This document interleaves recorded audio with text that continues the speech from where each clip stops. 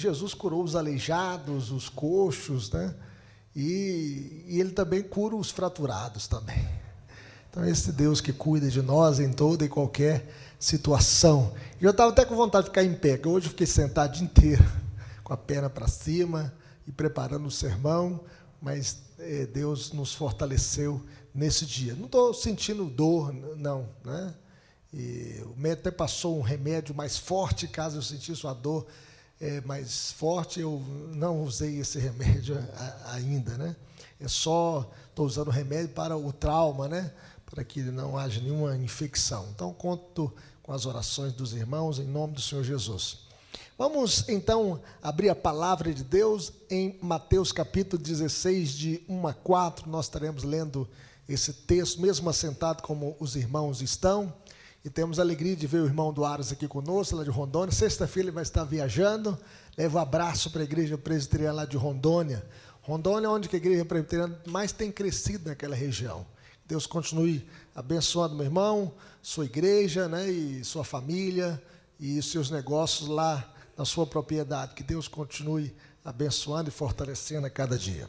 Vamos abrir a palavra do Senhor, meus irmãos, nesse texto que fala ao nosso coração.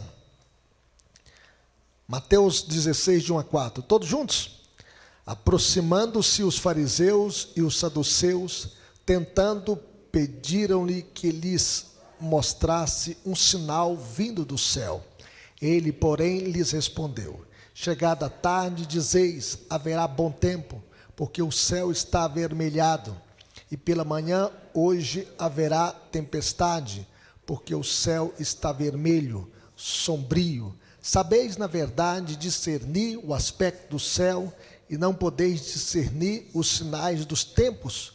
Uma geração má e adúltera pede um sinal, e nenhum sinal lhes será dado, senão o de Jonas, e deixando-os, retirou-se. Que Deus nos abençoe. Vamos então ler, orar ao Senhor, pedir ao Senhor que o texto lido possa falar ao nosso coração. Pai querido, a tua palavra foi aberta, e os nossos corações estão abertos, ó Deus, para ouvir a tua voz.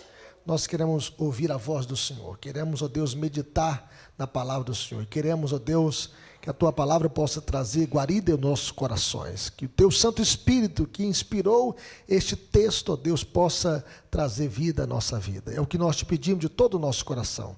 Vem estar conosco, Deus, venha amparar a nossa vida, venha tocar profundamente nossos corações e que possamos entendê-la, Senhor, e praticá-la a cada dia. É o que nós te pedimos, ó Deus, de todo o nosso coração, na certeza que o Senhor cuida de nós, está conosco, hoje e sempre, em nome de Jesus. Amém.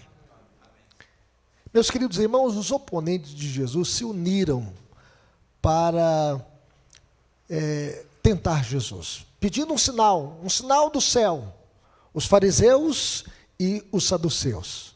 Apesar de serem arqui-inimigos, eles se uniram para destruir um oponente em comum, Jesus. Eles odiavam Jesus e eles estavam planejando a morte de Jesus. Esses líderes religiosos eram de partidos muito diferentes. Os fariseus, eles eram conservadores, eram ritualistas, eles eram tradicionalistas da época e constituíam o maior e mais importante grupo entre as seitas ou os partidos dos judeus. O historiador Flávio José, por exemplo, diz o seguinte, que na sua época tinham 6.000 aqui do partido dos fariseus. Eles monitoravam as sinagogas, eles exerciam o controle estrito sobre o povo em geral. Eles acreditavam em Deus, na obra do Espírito Santo, na pureza, na santidade de Deus, em anjos, em demônios, na ressurreição, na vida eterna. No entanto, a sua espiritualidade era pura hipocrisia. Sua religiosidade era formal e legalista. Sua teologia era fundamentalista, desprovida da graça de Deus e de amor ao próximo. Fariseus significa separados, o que confirma a intenção de permanecer isolado das massas e de se dedicarem ao estudo e à interpretação da lei. No entanto, eles eram prosélitos, eles missionários, eles faziam o proselitismo de sua seita. Eles se opunham a Jesus, basicamente por ele não aceitar a interpretação da lei oral. Eles tinham várias interpretações de Jesus, então ele dizia que eles estavam então torcendo a lei de Deus. Já os saduceus, eles eram racionalistas ou teólogos liberais da época. Aristocráticos em seu modo de ser, formavam um partido de ricos e das famílias dos sumos sacerdotes. Geralmente eles pertenciam aos setores mais instruídos da sociedade, e até mesmo o sumo sacerdote era saduceu. Eles estavam no comando do templo e do seu serviço e das concessões comerciais. Eles alegavam ser descendentes do sumo sacerdote Zadok, da época de Salomão. Eles opunham-se aos fariseus porque não acreditavam em espíritos, não acreditavam em anjos, não acreditavam em ressurreição, nem recompensas e punições eternas.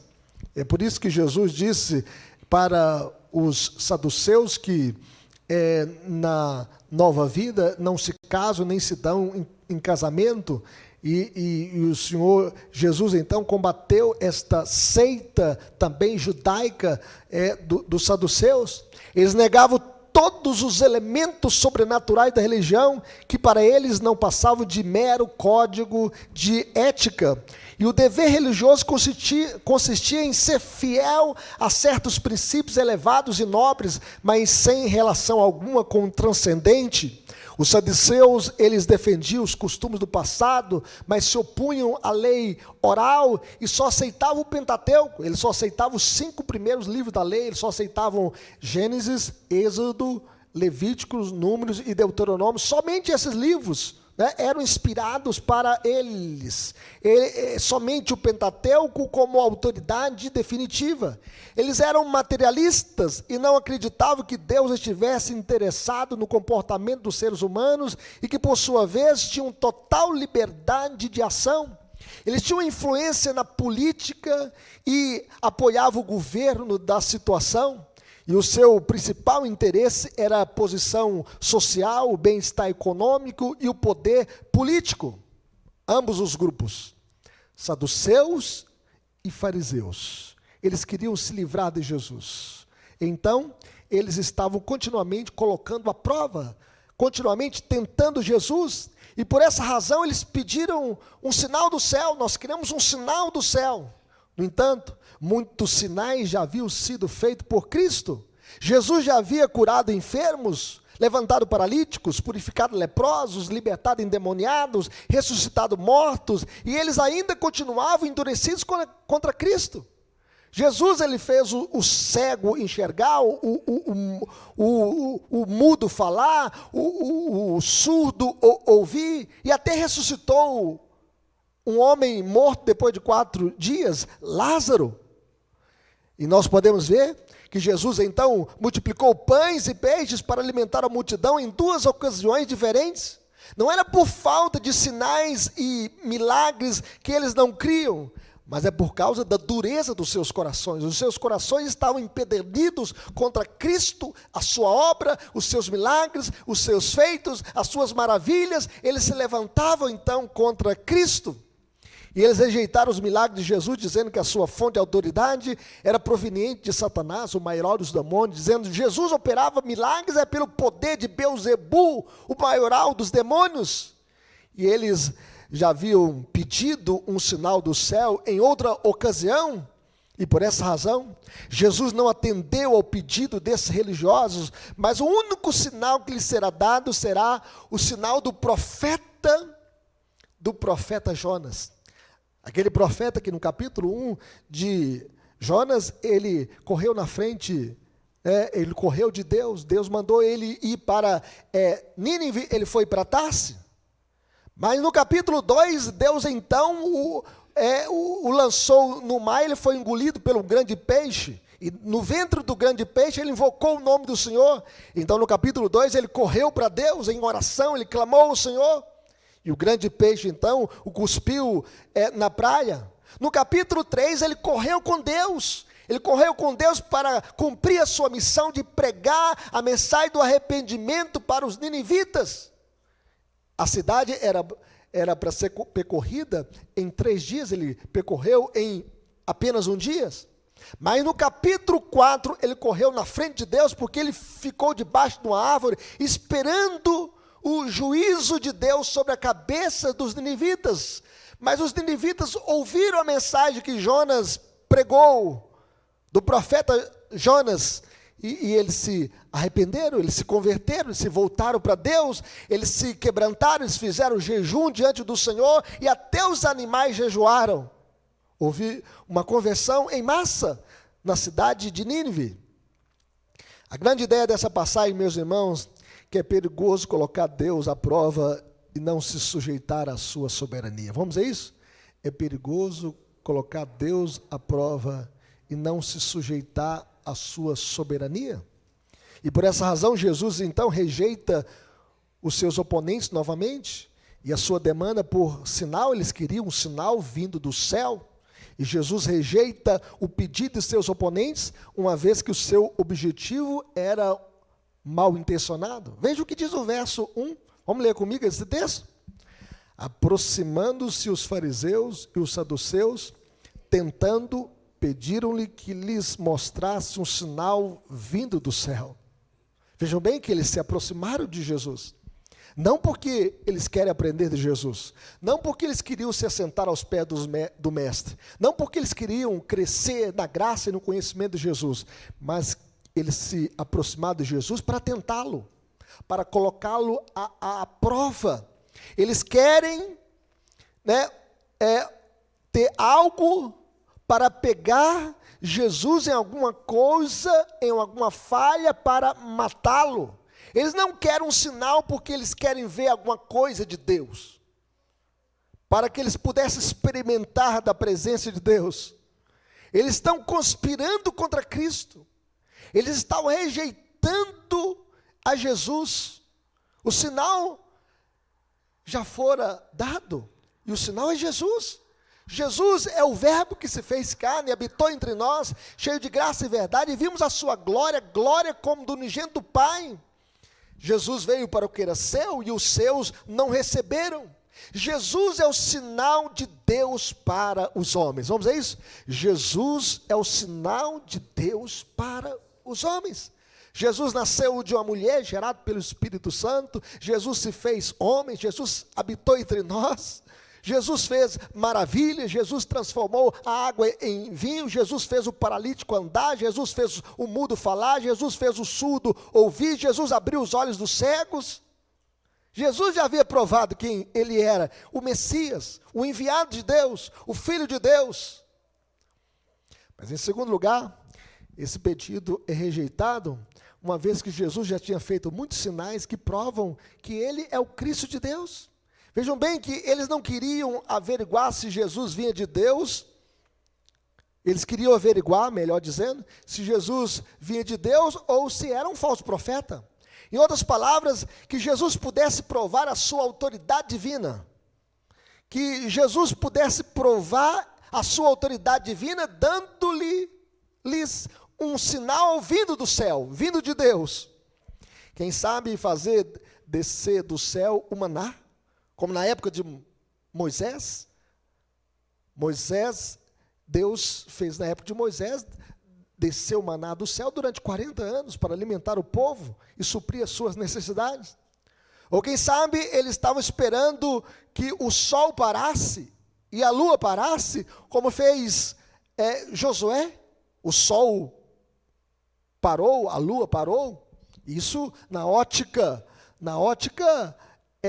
de quem está observando, porque na verdade quem parou foi a rotação. Esse movimento, o sol parou. E nós podemos perceber que, quem sabe ele estava esperando que Jesus fizesse descer fogo do céu, como fez Elias.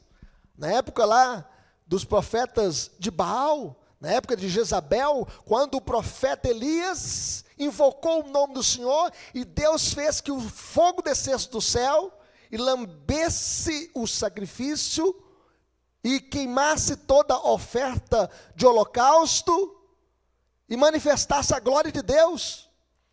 Ou quem sabe que o Senhor Jesus fizesse descer um raio do céu, Ou quem sabe que uma mão misteriosa escrevesse no azul do céu uma mensagem assim: Deus te ama. Eles queriam um sinal do céu, para que Jesus provasse de fato ele foi enviado por Deus.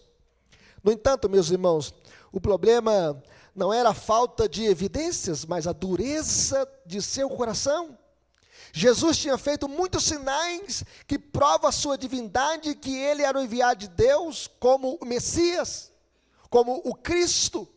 Enfermos foram curados, leprosos purificados, paralíticos andavam, cegos passaram a enxergar, pães e peixes foram multiplicados para saciar a fome das multidões, surdos voltaram a ouvir, mudos a falar e até mortos foram ressuscitados.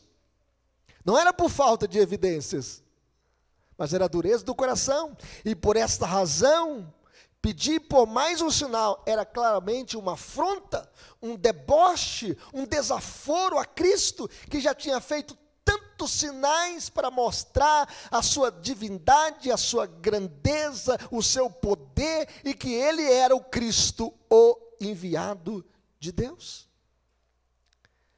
Mas Jesus rejeita esse pedido, uma vez que eles eram cegos e surdos para discernir o advento do Messias. Ele sabe discernir os sinais do clima da Palestina, mas não sabe discernir os sinais claros da chegada do Messias. Veja o que Jesus disse para eles, no verso 2 e 3. Olha o que diz o texto aí para mim. Ele, porém, lhes respondeu: chegada a tarde, dizeis, haverá bom tempo, porque o céu está avermelhado, e pela manhã, hoje haverá tempestade, porque o céu está de vermelho sombrio. Em outras palavras, meus irmãos, um céu vermelho à tarde traz aos marinheiros sorriso, bom tempo. Mas um céu vermelho pela manhã é para os marinheiros um aviso, tempestade. Dias sombrios, em alto mar. Sabeis, na verdade, discernir o aspecto, a aparência do céu, e não podeis discernir os sinais dos tempos? Ou seja, eles eram bons meteorologistas, mas péssimos teólogos e estudiosos da Bíblia. Jesus diz: examinai as Escrituras, porque julgais ter nelas a vida eterna, são as mesmas que testificam de mim. As Escrituras apontavam para Cristo. Os sinais dos tempos apontavam aqui para o fato de que Jesus era o Messias esperado. Ninguém fez tantos milagres como Jesus. Tantos milagres que Jesus havia feito. Eles ouviram o ensinamento de João Batista, aquele que saiu dizendo: eu vos batizo com água para arrependimento, mas aquele que vem depois de mim é mais poderoso do que eu, cuja sandália não sou digno de desatar, ele vos batizará com o Espírito Santo com fogo. E João Batista, quando viu Jesus vindo até ele: eu que preciso ser batizado por ti, tu vens a mim? E João Batista diz: eis o Cordeiro de Deus que tira o pecado do mundo. João Batista era o precursor, aquele que apontava a sua mensagem para o Cordeiro e chamava o povo ao arrependimento: arrependei-vos, porque está próximo o reino dos céus. Eles ouviram o ensinamento do próprio Jesus, eles ouviram o sermão da montanha, o sermão que Jesus também fez, o sermão profético. Além do mais, eles viram os poderosos sinais operados por Jesus em nítido cumprimento das Escrituras, mas não compreenderam o que aquelas coisas indicavam, nem acreditavam nelas. E com base nesses sinais claros da vinda do reino messiânico, qualquer pessoa cheia de fé era capaz de compreender que o Messias estava presente, o Rei estava presente, o Salvador estava presente, o Cristo de Deus estava presente.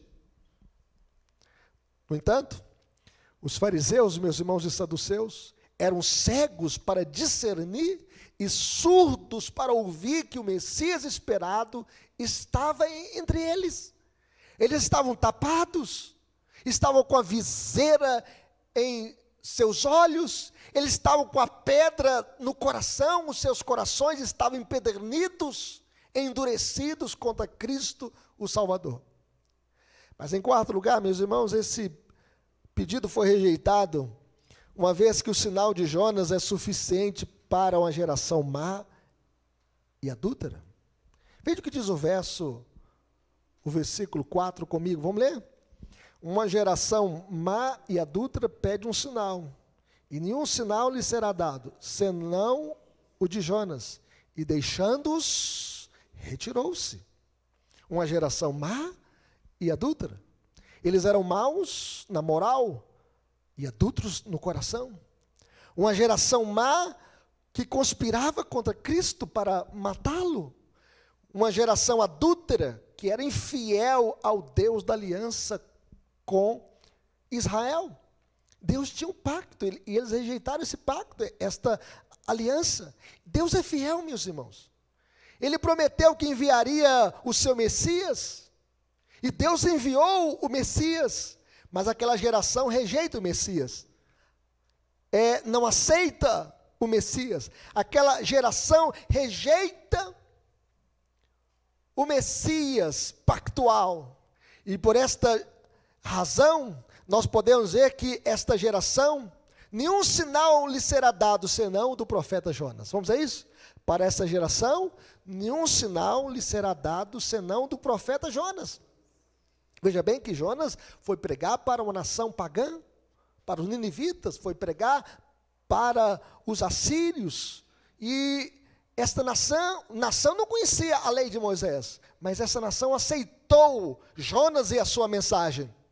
Por isso, o único sinal que Jesus daria à nação de Israel seria a sua morte, sepultamento e ressurreição. Jonas foi um sinal para o povo de Nínive, pois dentro do grande peixe passou pela morte, sepultamento e ressurreição. E Jesus também estava dizendo, olha, assim como Jonas ficou 3 dias no ventre do grande peixe, o Filho do Homem também ficará 3 dias no coração da terra. Jonas foi um sinal para os ninivitas, assim como o Filho do Homem seria para essa geração.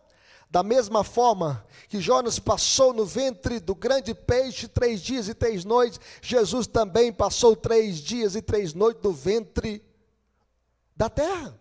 A evidência mais eloquente de que Jesus era o Messias não eram os sinais espetaculares e nem os seus milagres estupendos, mas a sua morte, o seu sepultamento e a sua ressurreição. Nós temos um Cristo que veio para morrer em prol do seu povo, que seria sepultado, mas no 3º dia ele ressuscitaria. Jonas saiu do ventre do grande peixe para cumprir a sua missão de pregação, de arrependimento para os ninivitas. Ele foi cuspido na praia e saiu dali para levar a mensagem aos ninivitas. Segundo Spurgeon, a história de vida de Jesus é bem simbolizada por Jonas. O sacrifício de Jonas acalmou o mar para os navegadores. A morte de nosso Senhor nos trouxe a paz. Jesus se entregou para fazer a paz, a reconciliação. Deus estava em Cristo reconciliando consigo o mundo. Nosso Senhor esteve por um tempo no seio da terra, como Jonas esteve no fundo do mar, mas Jesus ressuscitou e seu ministério estava cheio de poder da sua ressurreição. Jesus venceu a morte. Nós não temos um Cristo morto, nós temos um Cristo vivo, que ele ressuscitou. E como o ministério de Jonas foi confirmado por ser trazido do mar, assim como o ministério de nosso Senhor é testado por sua ressurreição dentre os mortos. O homem que tinha voltado da morte e do sepultamento no mar chamou a atenção de todos em Nínive. Assim é como o chamado Salvador ressurreto, que é digno de fé, obediente de todos aqueles que ouvem a sua mensagem. O nosso Cristo é um Cristo vivo. E este é o maior sinal. Nós não precisamos de um sinal do céu, nós não precisamos de um raio do céu, nós não precisamos que o fogo caia do céu, nós não precisamos que um anjo desça do céu, porque nós temos o maior sinal. Cristo ressuscitou dentre os mortos no 3º dia e a tumba está vazia. Maomé morreu, não ressuscitou. Confúcio morreu, não ressuscitou. Allan Kardec morreu, não ressuscitou. Mas Cristo ressuscitou. Por fim, meus irmãos, Em vez de Jesus desperdiçar tempo com seus opositores, retirou-se do meio deles. E a sua partida foi um ato de julgamento contra os incrédulos. A Bíblia diz o seguinte em João capítulo 3, 33, 36. Eu gostaria que você abrisse sua Bíblia comigo. Veja bem o que diz esse texto em João 3, 36. Vamos ler comigo? Todos juntos? Por isso, quem crê no Filho tem a vida eterna. O que, todavia, se mantém rebelde contra o Filho, não verá a vida, mas sobre ele permanece a ira de Deus. Aquele que rejeita Jesus recebe o julgamento de Deus, a ira de Deus. Mas aquele que crê no Filho de Deus, esse tem a vida eterna. Louvado seja Deus. Aplicações para a nossa vida, meus irmãos. Como nós viveremos? Em primeiro lugar, vivendo pela fé em Cristo. Como diz o hino, somente põe a minha fé na graça excelsa de Jesus, no sacrifício remidor, no sangue do bom Redentor. O sinal de Deus é o próprio Jesus e sua mensagem. Esse é o maior sinal de Deus. Esse é o maior sinal que Jesus nasceu da Virgem Maria, gerado pelo Espírito Santo, e habitou entre nós, cheio de graça e verdade, e vimos a sua glória, glória como do unigênito do Pai. Jesus é a última palavra de Deus, nós não temos outra revelação. Não vai vir ninguém para trazer algum sinal do céu, nós já temos Jesus, que é o sinal de Deus, o próprio Jesus e sua mensagem. E a verdadeira fé, ela não depende de sinais, depende de Jesus. A fé é certeza de coisa que se espera, é convicção de fato que não se vê. Nós não andamos por vista, nós andamos por fé. Jesus disse para Tomé, aquele que queria tocar, ver, para poder acreditar. E Jesus então apareceu para ele, disse para ele, coloca aqui as suas mãos nas minhas chagas e chega também do meu lado. E não sejas incrédulo, mas crente. Ele disse, Senhor meu e Deus meu. Jesus diz, porque me viste, crestes, bem-aventurados que não viram e creram. Nós devemos viver pela fé em Cristo Jesus. O problema dos fariseus não era falta de evidências, mas a dureza de coração. Coração rebelado contra Deus, coração empedernido contra Deus, coração que não aceitava a revelação de Deus. A fé, meus irmãos, é dom de Deus. Pela graça sois salvos mediante a fé, isso não vem de vós, é dom de Deus, não de obras para que ninguém se glorie. Se você acredita em Jesus, saiba que Deus colocou essa fé no seu coração, Deus gerou fé no seu coração.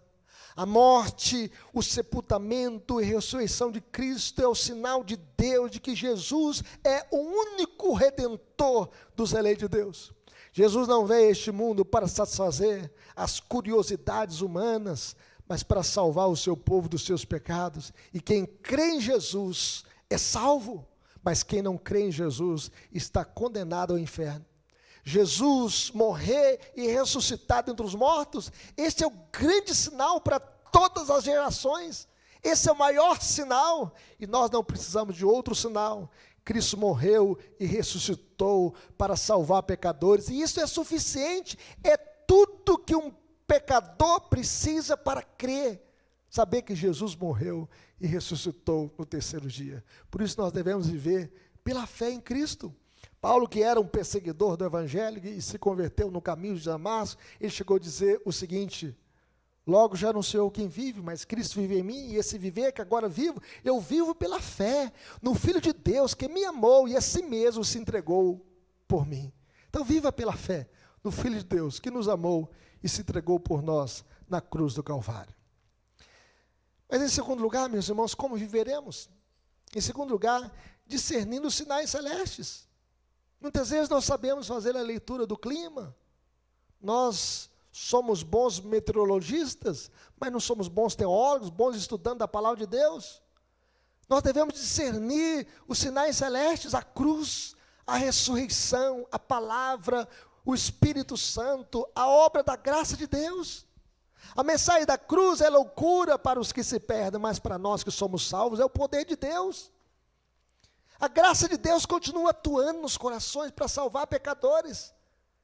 E se hoje nós estamos na presença de Deus, é porque Cristo chamou, é porque o Espírito Santo atuou na nossa mente, no nosso coração, é porque Deus gerou em nós uma nova vida em Cristo Jesus. E se alguém está em Cristo, é nova criatura, as coisas velhas se passaram, eis que tudo se fez novo. A incredulidade, meus irmãos, cega os homens para ver Jesus, tapa a sua visão, endurece o seu coração. Não sejamos uma geração má e adúltera, uma geração que rompeu com Deus, que quebrou a aliança com Deus, que criou os seus próprios ídolos, que criou as suas próprias ideologias. Não sejamos uma geração má e adúltera, não sejamos uma geração infiel a Deus, que rejeita a Cristo, que possamos amar a Cristo. Nós podemos ver aí o mundo muçulmano que rejeita Cristo, dizendo que Alá é Deus, Maomé é seu profeta, e eles rejeitam a Jesus. Eles rejeitam a revelação de Deus, eles abraçaram a outra revelação, ao Corão, e é por isso que nós devemos discernir os sinais celestes, a cruz, a ressurreição, a palavra, a obra do Espírito Santo, a obra da graça de Deus. Quando algumas pessoas convertem no mundo muçulmano, eles começam a sonhar com a cruz, e aí chega o missionário e deixa uma Bíblia, fala da cruz, fala da redenção, fala do Cordeiro de Deus, que tira o pecado do mundo. Nós não temos outro Salvador, nós não temos outro resgatador, nós não temos outra esperança, nós não temos outro caminho. Jesus é o caminho, a verdade e a vida. Ninguém vê o Pai, senão por mim. Por isso nós devemos discernir os sinais celestes. Mas os fariseus, os saduceus, estavam cegos para enxergar o grande sinal, Jesus, o Redentor dos eleitos de Deus. Que Deus nos abençoe. Vamos falar com Deus?